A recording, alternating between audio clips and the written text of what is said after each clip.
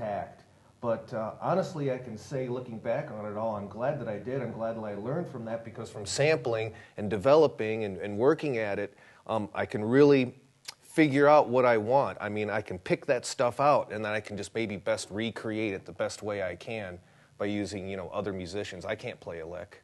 But that's like why I got into sampling, because I knew I could do it with the technology that I had available, the software, the sampling equipment, the tape recording equipment, the records, all that stuff that you have available to you. You can mix and match it and come up with something and put your hat in the ring. And I've been doing it for so long now I can actually, well, Grover there, for instance, he works with me too, Kent, very good musicians, but also understand the art of sampling, and we can kind of do both and still make some really good music. Without just completely sampling, but also combine that original. You're just not just taking one thing, slapping it together like this, and you know, it takes time. It takes time just like you write a song. That's the way I do. Thank you so much to the 85 Decibel monks, and hopefully we'll have a few minutes at the end where you can ask some questions. And now I get to introduce our next panel member, who is Marco Maisto. He is a DJ for Pirate Radio that operates here in Iowa City. Pirate Radio broadcasts music, talk, poetry, a radio drama. They recently produced an original radio drama, and they even do weekly bedtime stories from Iowa City at 87.9 FM.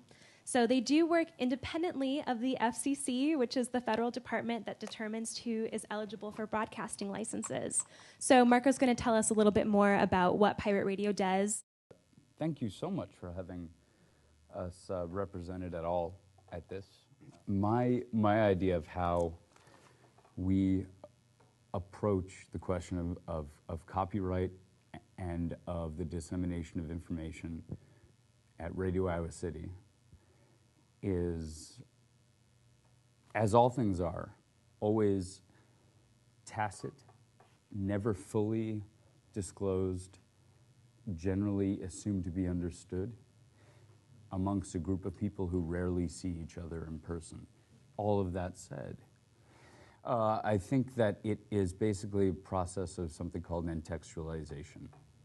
Intextualization being when you remove a piece of text from its original context of performance and replace it into a later context, a recreated context of performance, thereby changing its value, changing what it is.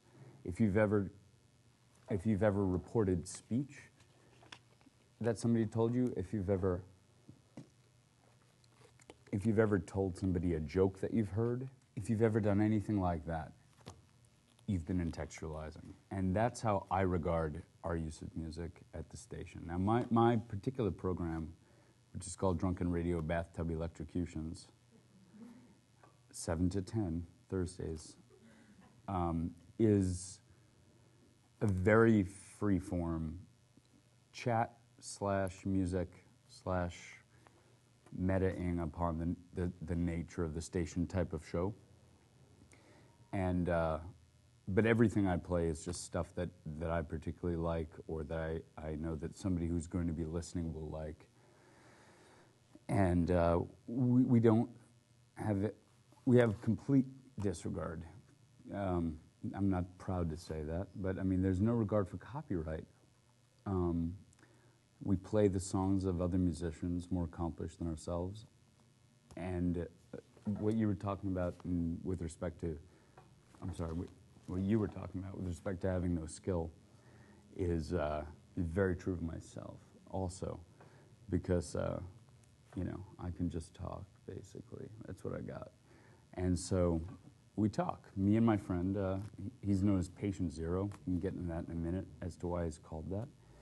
And we talk and we play some music, basically. And we have guests, and we have interviews. And when we play music, we play it because it's music we like to hear, and as does every other DJ at the station, basically. Over the course of a day of listening to 87.9, right? And you can think about it in terms of listening to a day of programming from 87.9, 60 some odd percent which, if not more, will be stuff from the queue that we have on our computer, which has been attained either by people purchasing CDs and burning them, or by drastically illegal means. I don't know.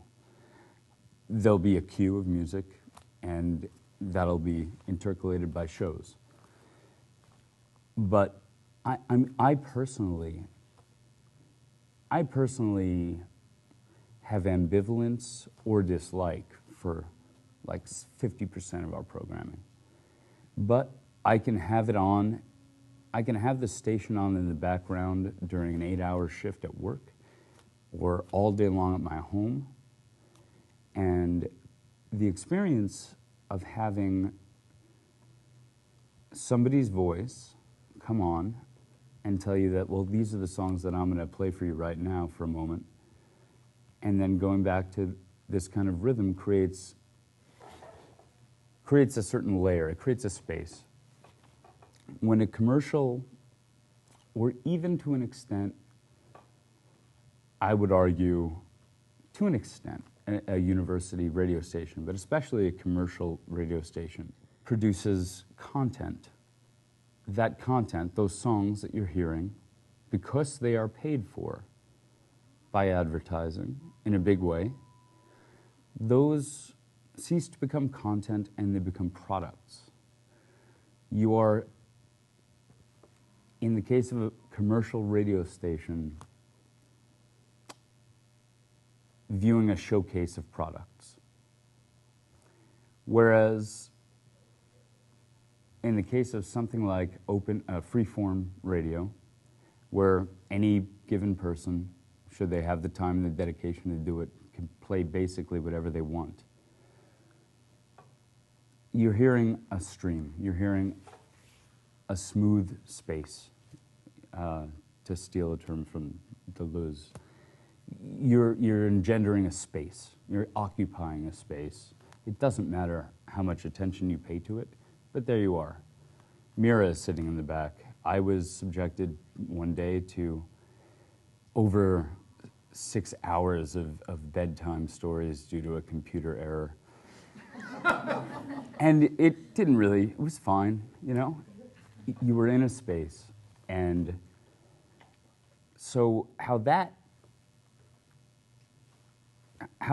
for me at least, relates to things like copyright and artists' protection of rights, pecuniary and otherwise, is that in one case you have objects which are being presented and being consumed, a song. You're paying to hear a commercial so that you can hear a song. In another case, you're paying nothing to be a part of a landscape, to be a figure within a landscape wherein which you can create whatever kind of subjectivity you wish. And it happens in the most haphazard way at times and in the most pro-style way sometimes. And everybody there who has anything to do with the station so far seems to be very dedicated and sincere about it. Which does not mean that there aren't arguments or disagreements. Chairman Jones is no longer in the room, it seems, but him and I and some others have been talking about if we should go online and stream our content, should we solicit advertisements? Say just in the form of a banner on top of a website, a simple banner. I'm all for it because we need to fund our project, right? We need money to occupy the space we're in. Jonesy is far more ethical, or at least, more Spartan about his commitment, and says that will lead to one thing which will lead to another.